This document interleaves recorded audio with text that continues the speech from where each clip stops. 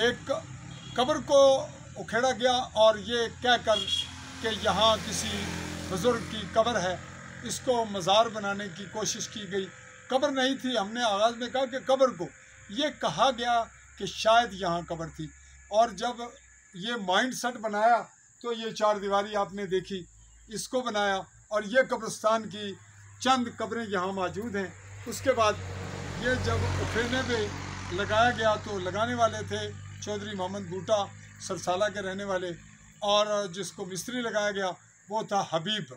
तो ये पोजीशन रही, कुछ सहाफ़ियों ने इस पर रिपोर्टिंग की और यूँ ये मामला अभी ज़ेर बहस रहा। अब बताया जाता है कि कारी अकनवाज़, मौलाना अकनवाज़ जो सरसाला के, उनको बुलाया गया और ये मामला फिल वक्त डिस्पोजल हुआ। हम इसको अगले मरले पर मुकम्मल रिपोर्ट के साथ फिर आपके पास आएंगे। तब तक के लिए सहाफ़ी चौधरी फजल रहमान, क्राइम रिपोर्टर, आपसे जाएगा इजाज़त। अल्लाह हाफ़िज़।